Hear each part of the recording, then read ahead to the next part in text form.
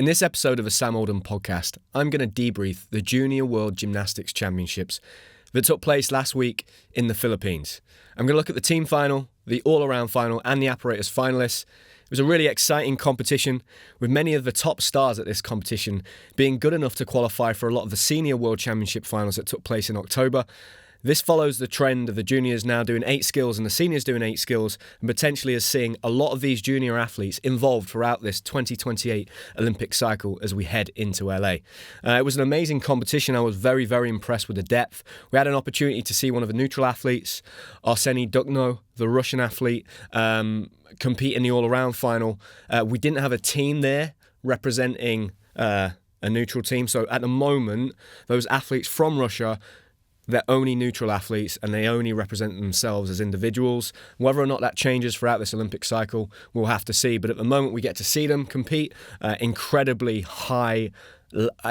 high level of difficulty from this athlete, and many of those neutral athletes this year. It's been really, really interesting to see them come back into the fold, and I think most people have been wondering just how are they going to handle that competition pressure, that ring rust of not competing at major international competitions. And so far this year, they've handled that very, very well, with the neutral athletes that competed at the World Championships in October in the senior category, both in the women's and the men's. You had Melenkova, Daniel Marinov there in the men's, qualifying and winning lots of medals, qualifying for lots of finals in the case of Daniel Marinov.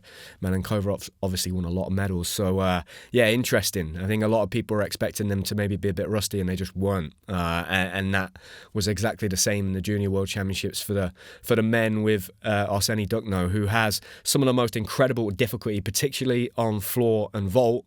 So we didn't see him in the team final, so we'll get back to him a little bit later on. But in the team final, it was Team China that took the gold, Japan the silver, and America again replicating their bronze medal from last year at the Paris Olympic Games as seniors in this Junior World Gymnastics Championships. And it's such an opportunity to see the next crop of talent coming through, and who are going to be some of those players in a couple of years. I'd expect most of these gymnasts maybe not to necessarily play a role next year. A lot of these athletes will be maybe given a few opportunities to compete at international events, not the major championships, but maybe some World Cups next year. They'll get tested in the senior competition, and I'd expect to see them come into the fold as we go into 2027 and then into that Olympic year in 2028. You always think, well, who's going to break onto the team now?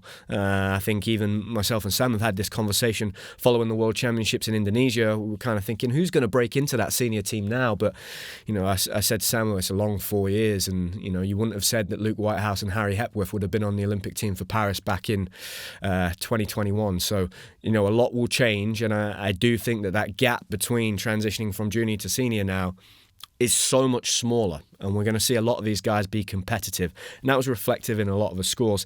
What's great as well is that in the past, because it was those 8 skills in a junior competition and 10 skills in the senior, it's really hard to compare the two. You never really knew where those juniors stood up against those seniors. Now there's a direct comparison, because other than a few certain elements on each of the apparatus that are banned for juniors, so some of those skills are skills where you catch in upper arms, you're not allowed to do that. Some of the double somersaulting skills on rings, you can't do a gozogi. So some of the skills you're not allowed to do as a junior athlete, but they're very few and far between. There's not many. Most of the skills you can do. So really, really interesting. Some of the one-arm skills, you don't see any of the juniors doing those skills either. But yeah, it doesn't make a big difference. So that direct comparison. Team China that took the gold medal, and I've got my scores up here as reference. Just saying, Sam, we're laughing. My little boy Ozzy's being a bit of a sleep thief at the minute, so I did my best. I watched everything once. Normally I'd like to watch it a couple of times and make notes, so I'm going to refer to the scores. But China took the gold medal by about half a mark. So pretty tight really with Japan, and then tight with America as well. The Chinese team, and interestingly this team event in this World Championships for the juniors, only 3 athletes. So 3 athletes go up, 3 scores to count. Chinese, super impressed, very, very impressed, particularly with Yang Lanbin, this new gymnast. Very, very interesting style. For me, not a traditional Chinese style. You certainly see that in there, but he reminded me a little bit of more of that Eastern European and almost Japanese at times style. It was beautiful to watch. His execution scores, I I think he averaged in the qualifying over a 9 for execution. Just for anybody watching as a reference point, anything above a 9 is very, very difficult. To average that across 6 apparatus, a little bit easier in the junior competition because you're not doing such difficult elements. There's not as much room in those elements to find the deductions, but still, that is incredibly impressive. And I think he was up there as one of the top competitors in this World Championships just because of his execution score. Difficulty wasn't that high, but doing textbook gymnastics. And the way he lands as well, I think a lot of people will have noticed, the way he lands is a little bit different. And I wasn't sure what the judges would do with that because the judges are very particular, certainly the FIG at the moment, about landing position, having your chest up and your arms kind of straight forward. This gymnast, he does land chest up. He has his arms really low down. They're completely straight. It's really unique. It just sets him apart. I like it when an athlete's got kind of a bit of a signature about the way he moves his body. And for me, I was like, oh yeah, that's that guy, and I'm going to recognize him all the time now. Very different, similar to Uchimura in many ways, having the gymnastics that he would do in that style. You could see a silhouette of Uchimura and you would know it was him within a split second. Similar kind of thing, just beautiful gymnastics, well balanced, good all-rounder. The other Chinese gymnast was a gymnast called Wang Cheng. Very impressive again, and actually in the all-around final was right up there up until the last couple of apparatus where he had some mistakes. A little bit more difficulty, I think, from him. I didn't see him as much when I watched the all-around final. I was focusing a little bit more on the top contenders, so Yang Lanbin, but he was doing very, very well. And yeah, just as a solid team, the Chinese, I was really impressed because sometimes at these major championships, particularly junior ones, and this is a new competition, we haven't seen the Junior Worlds, this might have been the second or third time it's taken place. So it's still new in the format. A lot of these you tend to see these Chinese gymnasts making a lot of mistakes quite early on. They seem to be very consistent, and I think that's maybe because they're not well seasoned competing internationally. To get all the way from China over to Europe, it's pretty difficult, right? So they get isolated a little bit, and they don't feel that pressure and intensity of international competition and changing apparatus and environments and culture and language and food. They don't have that normally, typically until they're a little bit older. But here, yeah, doing very, very well. Look very solid. I'm not as well versed on Chinese gymnastics as much as I would say Russian gymnastics, Japanese, but I noticed that a lot of the same coaches are the same coaches that have been working with a lot of the Chinese gymnasts of the past and the ones that are the top guys now. So that probably says to me they do a good job over in China of keeping those top specialists and experts in the sport and just keep that revolving door of knowledge going round and round. I did actually notice at the World Championships in Indonesia that the 2004 pommel horse Olympic champion Dante Reive was one of the coaches there with the team, so a lot of knowledge there in that team. And the Chinese setup, I mean, I would have to say of all of the countries, they probably have the most depth to choose from. So these gymnasts here, Yang Lanbin, Wang Cheng and Zheng Ao, there's a good chance we maybe never even see these gymnasts again, or they're not involved in at least the next cycle. It might be 2 or 3 cycles time. I think Yang Lanbin is maybe a little different, something special that sticks out with him, but Chinese kind of comfortably winning it in the end and looking like the best team. Japanese team, very interesting. I think a lot of people would have been very excited. It was a different mix of the Japanese team. I think, we saw Oka Shinosuke at this competition a few years ago when he was a really, really tiny little gymnast. That's where he kind of made his name for himself and burst onto the scene. Very small, slight build, super technical. These gymnasts definitely are that, but surprising to me that a lot of these Japanese gymnasts look pretty big, mature, a lot taller than a lot of the gymnasts from the other teams, which is maybe a little bit different for a Japanese team, particularly when it comes to Nao Ojima, the top all-arounder that they had. They also had Taiki Katsutani, another good all-around gymnast, was kind of filling up that top 10. I'd say the top all-arounder from both the Chinese and Japanese team were really competitive in that kind of top 3 range. The second best all-rounder was kind of in that top 10. So those best teams having 2 guys in the top 10, that's kind of how it stood with those 2 teams. But the Japanese, I've got used to seeing such great technical gymnastics, particularly on parallel bars and high bar, very, very good. All of the apparatus great as well. Had a few issues over the course of the weekend as a team on pommels at times, but pretty typical, great technical gymnastics. Nothing really, I'd say set my soul on fire as a gymnastics fan as much as seeing Yang Lanbin. For the Japanese team, it was kind of just what I expected. No one really stood out. I think the Japanese senior team right now is so impressive. And they had some younger guys come through this year with Tomoharu on high bar that I'm not expecting any of these gymnasts to be challenging right now. Maybe moving forwards in the future, they will. But that Japanese senior team is just so good. They're so strong. I'd expect these guys to maybe play a role in the second half of this cycle, whereas in the Chinese team, I could see them really pushing some of these gymnasts to be in that team. I feel like that's maybe what they're missing as a team at the moment, that next incredible all-arounder. So super exciting with that. But yeah, great technical gymnastics from the Japanese. And then the Americans, again, being just a couple of tenths behind the Japanese. I think, when you looked at last year, the Americans obviously beat the British. There was that battle for third place. They came out on top, did very, very well at the World Championships again this year. It looks at the moment, currently, there's that big gap between third place to second place in the senior competition. But the fact that America are closing the gap on the Japanese and the Chinese in the junior competition, I think we're seeing signs there of what is probably going to play out throughout the next few years. Now, the big elephant in the room there is whether or not these neutral athletes from Russia are in a position by LA that they can compete as a team, because that really does change the dynamic of everything. But at the moment, America are continuing to look very, very strong, and it's definitely not a case of just this generation of senior athletes they've got right now. They've got kids coming through. And it's, if I'm honest, it's reminding me of GB 10 years ago, 15 years ago.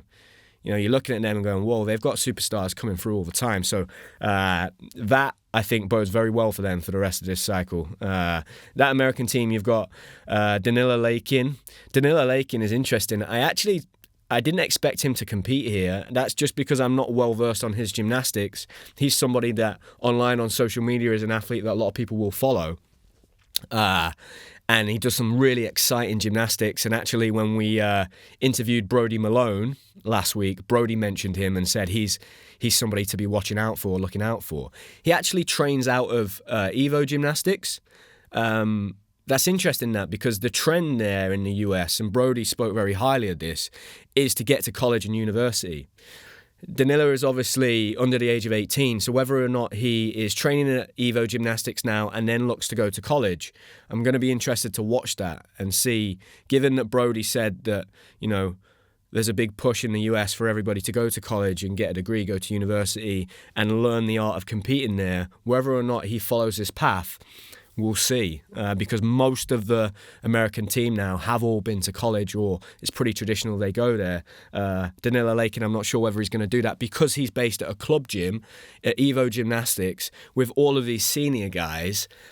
I personally feel like maybe he's going to find it hard to leave that setup and go to college, and he might feel like that's a step backwards. So that will be interesting. And the reason I say that is that he's very, very good. I think he has the potential here to be in that senior American team over the next few years. So he might look at that and go, hey, if I'm 17, 18 right now, LA's just round the corner. This is a once-in-a-lifetime opportunity. I could go back to university and college at the age of 21, 22, and maybe they go that route. So that's going to be really interesting to watch that. And the rest of the makeup of that American team, Dante Reive goes on to win the rings. Just before I said to Samo, the only thing I've not seen is rings. So I watched his rings routine, super impressed with someone to be that strong at that age. And interesting, reminded me very much of a few of the Russian gymnasts. I don't know if anybody listening remembers Alexander Balandin on rings. Reminded me of him a little bit. With his style on rings, he had a handstand position with his head tucked in. Beautiful, just as a junior to be that strong.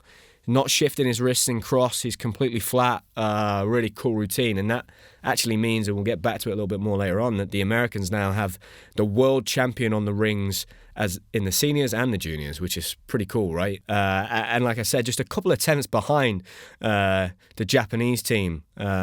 Great technical gymnastics, well balanced, I think, as a team. Looks like they struggled a little bit on pommel horse. Most of their scores down there in the 12.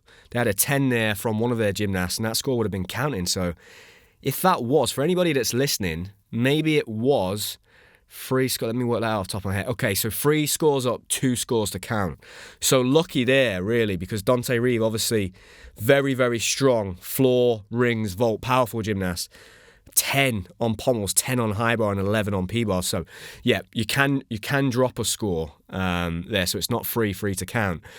Which, yeah, that's going to be interesting for them, all of those gymnasts there. I'd be interested to know why they've done that, the FIG. Maybe it would have been a bit more exciting to have 3 scores up, 3 scores to count, just add that level of intensity, maybe getting in preparation for the senior ranks. But, yeah, I guess that's so that some of the teams can maybe take a specialist. What's interesting about that as well is that we saw throughout this competition, a lot of the gymnasts that won the medals in the apparatus finals were the top all-rounders. That's a trend that I expect to see throughout this cycle. I've had that conversation with a few people now. I expect over the course of the next Olympic cycle, and if the rules don't change too much, the one following that, for the trend to move towards the top all-arounders being competitive in the apparatus finals.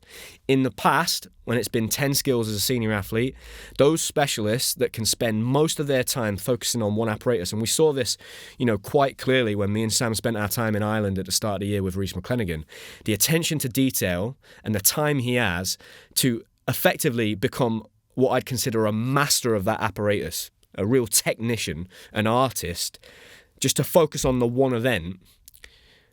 Typically as an all-rounder, you just don't have that time, right? You just can't. You've got to spread your time between 6 apparatus, and when it was at 10 skills, 51 skills if you were going to do 1 vault, 52 skills if you're going to do 2.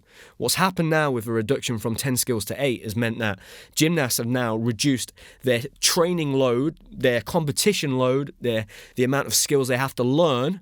They've reduced that by 20%. They now only have to learn 41 skills if they do 1 vault and 42 if they do 2. That's a massive difference.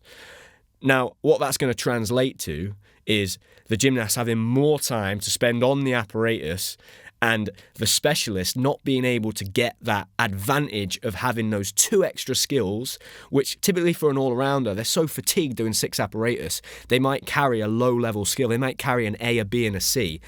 All of those gymnasts now, the top ones, minimum, they're probably going to have Ds or above. So it brings everybody very close together. So what's going to separate the gymnasts is execution scores.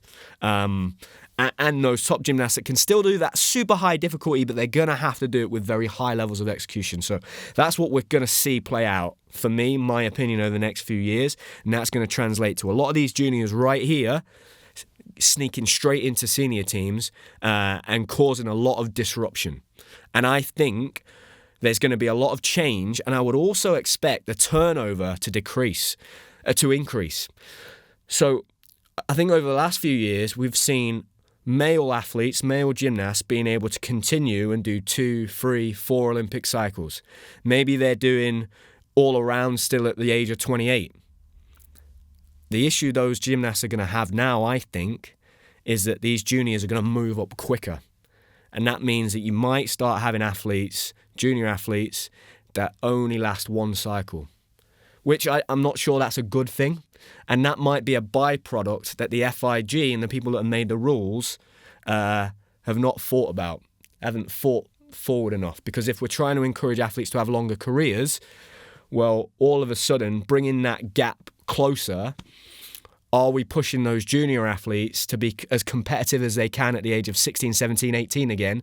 And does it push out a lot of those older athletes? Because that experience, that time in the gym, that ability to train and have 10 top skills, I think that's been taken away. So that early advantage that the likes of someone in the UK, for example, like Courtney Tulloch will have had, certainly will have gone into his decision-making to carry on. He's been so used to 10 skills, now doing 8 seems pretty easy, right? And another perfect example of this is in the last few days, Max Whitlock's decided that he's going to come out of retirement again and go for LA. Well, I'm sure he's doing that because it's not 10 skills, it's 8. So that early advantage they had, though, those juniors are going to catch up quick. And it's going to be really, really interesting to see how that plays out. I think you're going to see 2 generations collide in this cycle. And do you have the energy that you had when you were 20, 21 to be constantly in that intense competitive battle in the same way you did in the same way maybe at the age of 27, 28? I'm not so sure. So, I'm speaking from personal experience. At 21, I was absolutely just a competitive animal. I'd go into the gym every day and I was trying to put everyone under pressure with the level of gymnastics I was doing, and I was just learning things so fast.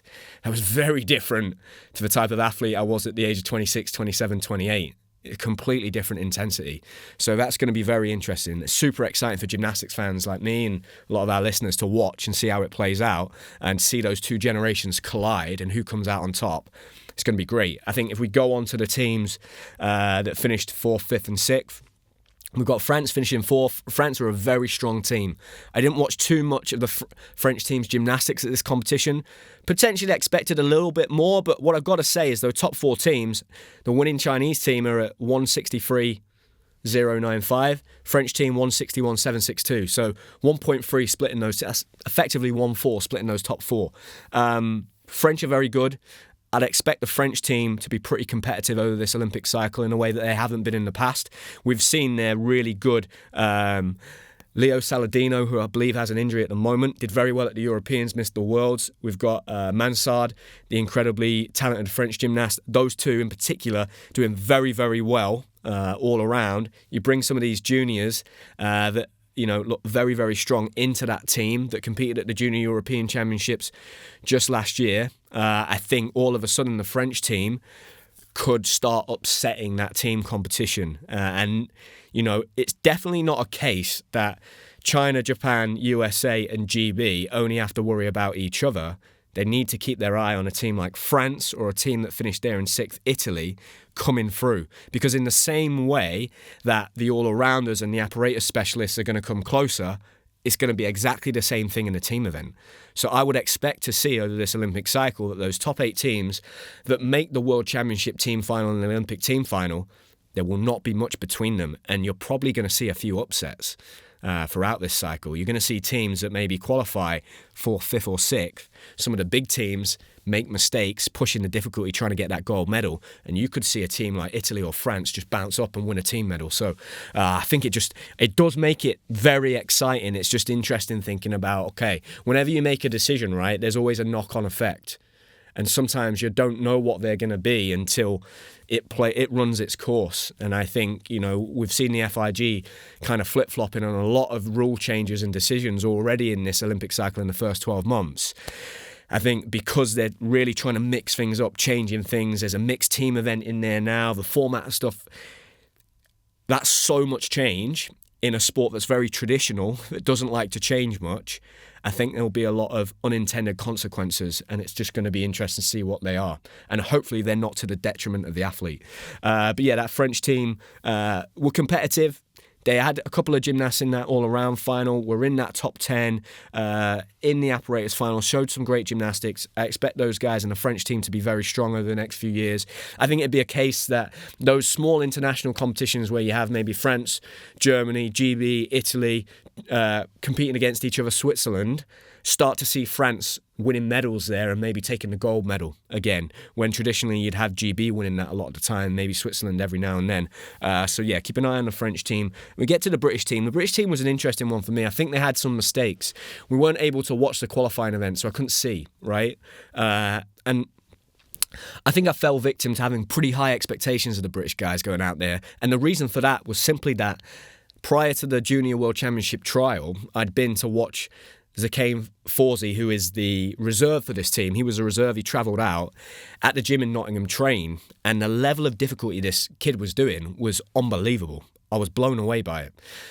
So for him to not make the team, I was like, this team are going to be so strong. This is going to be unbelievable. And I think for a lot of different reasons, it maybe just didn't quite work. And I think, an interesting thing is that if you have a club that's very, very competitive across the board, so at all levels, some of those coaches are going to have to travel and be away from the gym at different times. And with Jake going to the Worlds and doing so well and having his coach there, that meant that his coach was there in Indonesia for 2 weeks, not working with these junior athletes. And the juniors typically need a bit more hand-holding than the senior athletes do. Once you get to a senior athlete level, particularly someone like Jake's level, it's just saying the right thing at the right time, a little bit of nudging. You know, technically Jake knows what he's doing, but the expectations, the level, and the difficulty, and the competition is so high, and the pressure that Jake absolutely needs his coach there. It just means that as a byproduct, if you're a very successful club, and this is a really difficult thing for clubs to do, particularly those top clubs, you know, you're looking at Leeds, Nottingham, Essex, Huntingdon, those clubs in particular, it's very hard for them when they have their top athletes travel to international events to cover everybody else that's still back at home. That's really hard to do. It's a real juggling act, and those clubs do a great job of that. But sometimes you just have to take it on the chin that maybe there'll be a few things that gets missed. And I think maybe there was a bit of that going on. Look, their coaches were there with them, but it's just a difficult period of time. It's very busy. Whenever I talk to any of my friends that are involved in coaching, this time of the year, when it's busy competition season, they're just all stressed out in their minds, and it's just tough, and they're trying to just get through it. And that's, you don't want to be just trying to get through it at the most important time of the year, but sometimes that's just the way it is. And I think, there was maybe a little bit of that going on.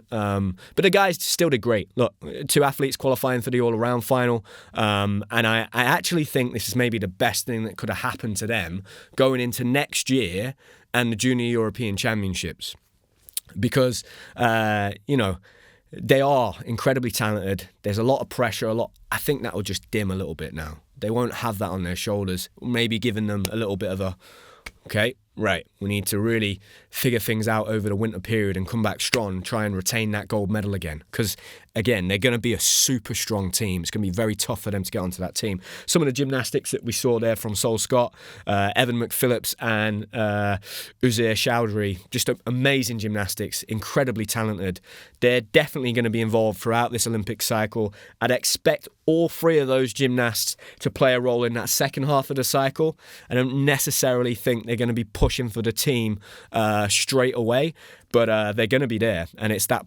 And for the big group of gymnasts that are going to struggle in this first half of this cycle, are those athletes that maybe aren't in the top GB team at the moment, they're in that next level down. And then maybe the generation above these lads, they're struggling to get in, they're struggling to break into that senior team, and they're going to have to keep their eye on who's coming up because they're so good. And I think they're going to get sandwiched in the middle a little bit, and it's going to really become a dog-eat-dog, who's the toughest, who can go out, compete and hit big scores, because there's no way that you can have a 25-man strong national team. It's going to be, I don't know what that number is, but let's say it's 12. So there's going to be a cull of like half of those gymnasts. So it's going to be really, really tough and really ruthless. And hopefully, all of those lads can find some kind of pathway so that they continue with their gymnastics, because there are athletes that mature at the age of 17, 18, and there are athletes that mature at the age of 25, 26. The most important thing is that they stay in the sport and they keep training, because they might get their opportunities in the next cycle. So I think that's a big job for the national coaches and British Gymnastics to make sure that they look after these guys. They don't get complacent and think, we've got so much talent, we don't need to worry, and they let these guys just drift off and maybe leave the sport. They need to really look after them, keep them in it. How do we keep them engaged? Hopefully the home nations is a way of doing that. You don't just have the GB squad, you've got the England squad, Scotland squad, Welsh squad, so that's a way of doing that, and a little bit more focus on that and looking after those guys is something that I'd like to see. I don't want to see those guys just moving away from the sport. And for any of those guys that maybe are academic, look at America. Look at the level of gymnastics in America. One of my good friends, Hamish Carter, went out to Illinois, competed, got his whole university degree paid for. That's a great option. If you feel like maybe I'm not one of those top guys and this cycle isn't quite the cycle for me, maybe have a look over the pond to America. Is there a university I could go and train at? I could go train around these incredible American gymnasts and just be there in America in the build-up to LA, then come back home and give it a push for the next Olympic cycle for 2032. So there are different ways you can go, and I think just being adaptable and willing to try different things is really important, because the reality is, at the Olympic Games in LA, only 5 lads are going to make it out of a group of about 25, 30 guys. So those chances are really, really low. Let's move on to the all-around final. I'm just going to cover the top gymnasts. So Arsenii Dukhno, absolutely incredible. One of those gymnasts that is very viral and very well followed on social media. And luckily, we get to see a lot of gymnastics coming out of Russia through social media. And they do a lot of competitions within Russia. So we get to see those. And this is one of those gymnasts that everyone's been very excited to see. It's been interesting to have that introduction of the neutral athletes, and Arsenii Dukhno, floor and vault, just absolutely out of this world. I think in terms of his floor difficulty, he's right up there. I think he didn't do his most difficult routine here at the Junior Worlds, but he could definitely match the difficulty of Cameron Nelson, the US, and Jake Jarman. So that's just how good this guy is. Very different build, very slight, a little bit taller. Looks very traditionally, that style of Russian gymnastics is there. And very good across the board. Most of these junior athletes will typically struggle on rings. That's the one area there's no go around. You can't just use technique. There needs to be some strength element, and it's very hard to build that as a junior athlete. Typically, these guys start to get strong as they get into their 20s. So, yeah, a lot of these scores across the board, all of a sudden, they're dropping off from 14s, 13s down into the 12s and the 11s sometimes on rings. And even for senior athletes, you're seeing a lot of senior athletes at the moment, some of those all-rounders, really struggling to get anywhere close to a 5 start value on rings, just because it's so difficult to build that D score up with that strength, with those strength elements. So, just a little bit weak on rings, but not compared to the other junior all-arounders. That will just be an area he has to think about when he moves into the senior ranks, because the senior team aren't going to want to take a weak score on any of the events. So that'll be an area I'm sure he'll focus on for the rest of this winter and then heading into next year. But just technically across all the apparatus, incredibly good, incredibly high level of difficulty.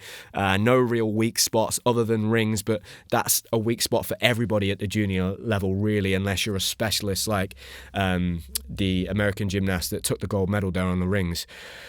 Yeah, just amazing. I mean, seeing him do a skip step round or flick double on the side, when I watched him do that in the floor final, he looked pretty fatigued. I mean, this guy's done all around in qualifying, all around, and then 4 apparatus finals. He looked like he barely even did a skip step. I mean, it's just, technically, it's just unbelievable. So fast twitched. And I guess this generation of kids coming through now have known nothing other than these sprung floors. So he's grown up on that. Whereas the likes of myself and maybe some of the older generation of athletes still competing, they grew up on those hard floors, so they weren't necessarily able to practice those super high level gymnastics elements from a very, very young age, whereas some of these kids will have been practicing double doubles and double straights from the age of 8, 9, 10, 11, and then not only that, they've been able to transfer them onto the floor from a really early age. So yeah, very impressive there. Really liked his pommel horse. Reminded me at times a little bit of Nikolai Krukov, one of my favorite gymnasts from the past. Great technician. Vault, just spins. He's actually capable of doing the Yonakuro like Jake Jarman. In the vault final, super impressed with his Yuchenko triple twist. A lot of people have figured that vault out now. They've got that technique right down. They're able to block, pop off, and they're fitting in that triple twist. So super impressed with that, and impressed with how many people are now doing that Yuchenko triple twist. I always said if I was ever going to go back and start as a junior athlete again, what vault would I learn? I'd just learn a Yuchenko, because it doesn't rely on power, speed, strength. It's just a lot of technique, and I think you'd be able to repeat that again and again once you'd been able to take the load on your wrists and your elbows. So Yuchenko, triple twist, a lot of gymnasts doing that. It was great to see him do that. Parallel bars, again, just a great technician, beautiful work, and high bar, brilliant high bar work. Made a mistake there in the all-around final, made it a little bit close with the Japanese gymnast that finished in second. He ended up actually only being 2 tenths behind him, had a clean competition, very consistent. Nao Ojima, great gymnast, taller, like I said, for a junior gymnast. Almost looked like he was built like a senior gymnast, so it was interesting to see him competing against some of these very small juniors. But yeah, very consistent across the apparatus, brilliant on high bar, brilliant on parallel bars, good on floor, just very solid. I'd expect he'd be the guy that maybe could potentially look at being in that reserve kind of spot because he's well balanced on 6 apparatus as we go into next year and towards the Olympics. At the moment, don't think he has the difficulty with those top Japanese guys. They're just so good, those top guys, but we'll see. The Japanese tend to develop very quickly once they get to 16, 17, 18. We had Kazuma Kaira on recently on the podcast, and he was explaining how, the very much the focus as a young athlete before you get to high school is just on basics, technique and handstand. As you become an older gymnast, then you start to work on the skills. So they tend to focus more on basics in the beginning, and then as they get to 16, 17, 18, their foundations are so strong, they learn skills very fast. Saw a beautiful Leykin from him. Great to see junior athletes doing exciting releases. Third place, was that Yang Lanbin, the Chinese gymnast that I'm really excited about. Like I said, beautiful technician. Most of his E-scores either 8.5 plus or 9 and above. So just a beautiful style of gymnastics. Certainly one to watch out for. Like I said, that real mix of like traditional Chinese gymnastics with that style, bringing those two together. I think, if you can get those two together, because, for me, Zhang Boheng, when I watch him, his difficulty is so high, but there's just something missing for me. When I look at a gymnast, what I'm really excited about is just that it's artistic gymnastics, that artistry. I want someone to not just mechanically, machine-like, go through and do all the difficulty. I want them to make me feel something from their performance. It's got to be, in many ways, very beautiful to watch. That's what I want to watch. I grew up watching Alexei Nemov and Hiroyuki Tomita. They were my big influences. So this Chinese gymnast, really, really exciting for me. And like I said, just on every apparatus, just a beautiful technician, well-rounded. I'm not sure of his age. I feel like maybe he's only 16, so could potentially do this competition again and could compete for another couple of years. So again, don't expect to see him potentially next year, 2026, maybe 2027 into 2028. Could be one of those juniors that come out of nowhere and becomes one of the front runners going into that LA Olympics. And then Danila Leykin finished 4th, probably on rings, just again, 11.4 on rings, clean routine, just doesn't have the difficulty. Everywhere else, very impressive. And I think the most impressive thing for me with him is just his high bar. 5.6 difficulty. I'm playing around at the moment in the gym with trying to do a 5.0. So this kid is doing a 5.6. That's the levels already as a junior. And like I said, he's just training with killers all the time at Evo Gymnastics. This guy's on the high bar with Brody Malone every day, the world champion on high bar. So it just shows you, and Brody actually mentioned this in the podcast we did last week. He said, I never want to be the best guy in the gym. And that's very difficult once you become the best guy in the gym, right? He's now trying to be around the best specialists in the gym. So he's very fortunate. The gym that he's at, he's got Donald Wittenberg on high bar. He's got Steven Nedorosik on pommel. He's trying to now compete with the best specialists in the world on those individual events. For Danila Leykin, I mean, what a place to be. It reminds me a little bit of myself being at Loughborough University when I was 16, 17, 18, being very, very lucky to every day on a Tuesday, Christian Thomas would come and train to the gym. He'd come and train. So I get to see Christian. I'd see that professionalism, that leadership from him, that incredibly consistent gymnastics. So I could watch him and I could model his behavior. And then I was very fortunate that I grew up around Yevgeny Grushenko and Ruslan Pantelemonov, two Ukrainian gymnasts that represented Great Britain. And in terms of their level of difficulty and their technique, just far exceeded anybody in the country at the time. And it just, for me, it just brought my gymnastics on so quickly because I was just trying to compete with these guys and try and catch them up. And it broadened my horizons. Some of the gymnastics I saw those guys do, I still don't see gymnasts today doing that. So that reminded me a little bit of that situation Danila Leykin's got himself in.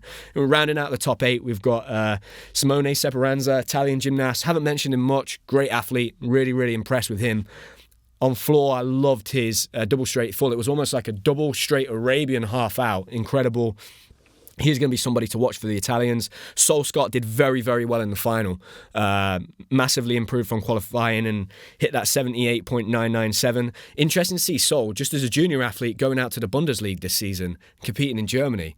That's really interesting. Maybe somebody that's 17 or 18, he's already getting that senior competition over in Germany. So he could be one of those junior athletes that does push the seniors next year, because he's already pushing himself and going out of his own way to get extra competition experience, which, super impressed with. And I'm seeing that from all of those junior athletes around that age. They're all pushing now to go out to Germany and get competition experience, because they just can't get it in the UK. There's maybe 3 or 4 comps in the year. It's just not enough. So, interested to see that from Scott Soule. And I was really impressed with all of his work. Pommel horse, obviously, great pommel horse workers from Huntingdon. And then high bar, just seeing him do his Gaylord, put his Coleman in. Really, really impressed with Soule. Brilliant young gymnast. French gymnast there, finishing in 7th.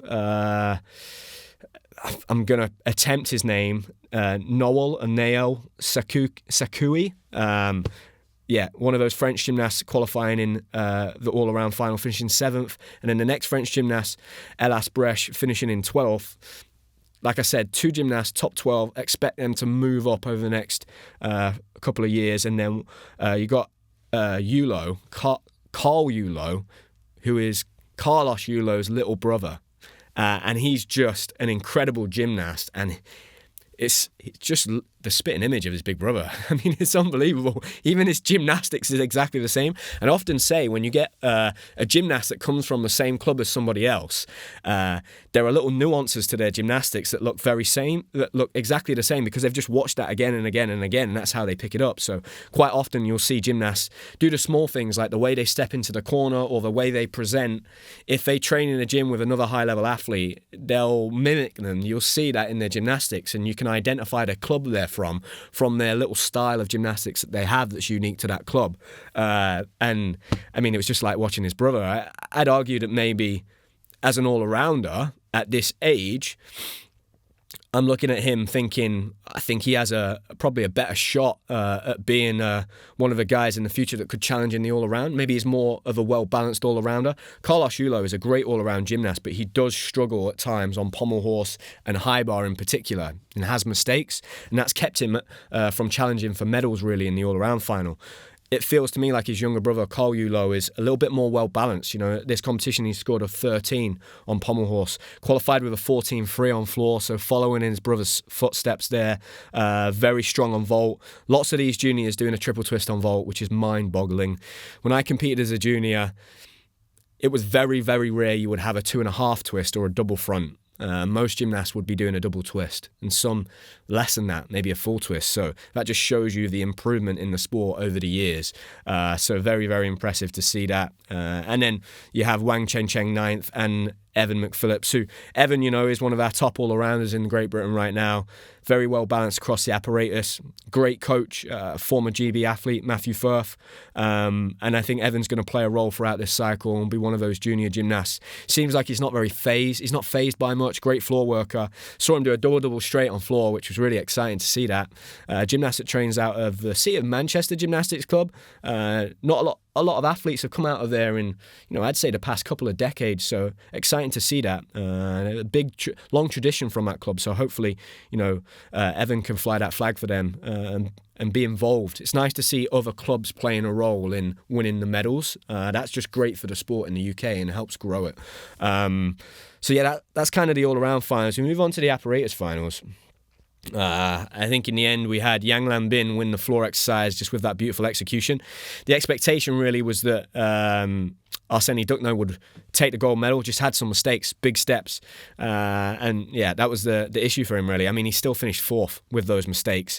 You had Simone Seperanza doing that half in, half out in the straight position. And then you had Carl Yulo taking the bronze medal. Crowd going wild for him.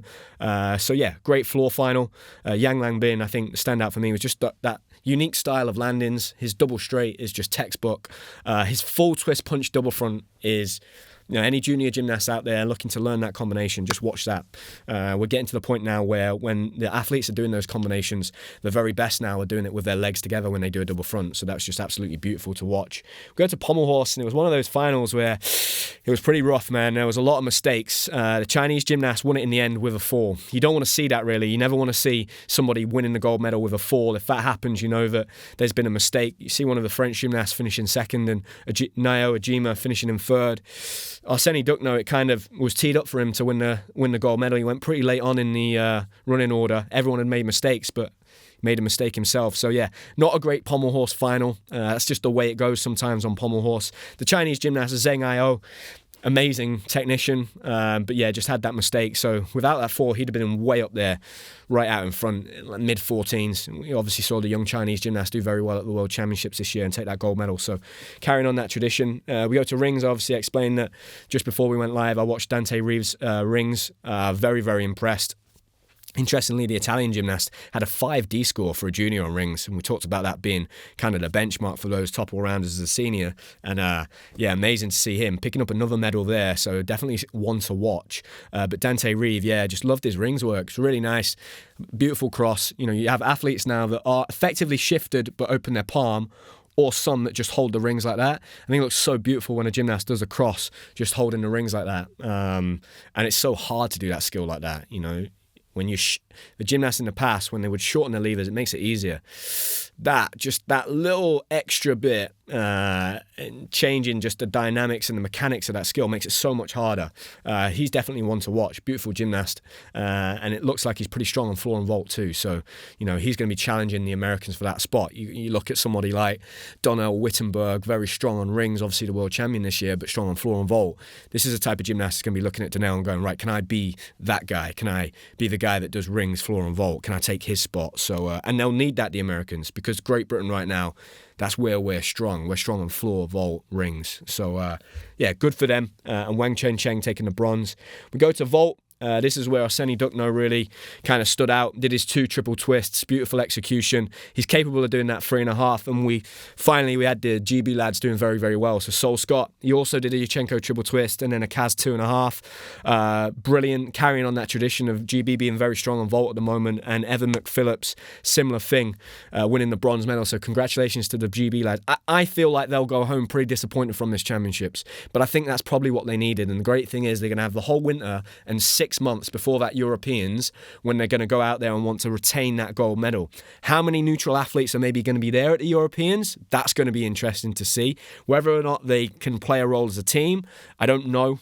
I'll wait to hear that, but they'll be there in terms of the all-round. So it'll be very competitive next year at the Europeans, but well done to Sol Scott and Evan McPhillips there in the vault final. That rounded out that vault final medal tally. And then parallel bars, this is where Camilo Vera, Colombian gymnast, probably the most viral junior gymnast in the world, trains with Angel Bajaras, who did so well at World Championships, and this guy is just outrageous, man. I mean, if there's a team you want to see exciting gymnastics from, it's the Colombians, and they've done this for a long, long time. And interestingly, Camilo Vera, his coach, has been the coach that's coached those top Colombian gymnasts for the past 20 years. I remember him being there at the Youth Olympic Games when I went there, and there was a great Colombian gymnast. So, yeah, just the level of difficulty, the excitement, they're doing skills that nobody else in the world does, and he looks like he's going to be somebody that could really challenge into the seniors and is going to help that Colombian team. That Colombian team could be the real wild card this cycle. They could be a team that get into that top 8, which is going to be amazing for South America, because typically the only team we see from South America ever being competitive is Brazil. So for the South American continent to have maybe Brazil and Colombia, that's going to be really, really cool to see that. And then we have Nao Ojima getting the joint gold medal with him on there. Yang Lanbin taking the joint bronze with Danila Leykin. Just a great parallel bars final, real high quality. And then we go to horizontal bar, and again, Camilo Vera doing it. Doing an incredible bar routine, 5-6, same as Danila Leykin. And these 2 bar routines are competitive with most of the seniors in the world. Maybe not the top guys, but they'd be good enough to get close to a high bar final at the Worlds. And Camilo Vera did an unbelievable routine, 5-6 start, 14-5-3. We're going to have Joe Fraser in the studio later this morning. Joe scored a 14-7 to win bronze at the Senior Worlds, so just 2 tenths away from Joe there. That just says the level. And Danila Leykin, I love his routine. I love his pagan. I'm excited to see what he's going to do moving forwards. And then again, Carlos Yulo's little brother, amazing bar routine. Beautiful Cassina, Coleman.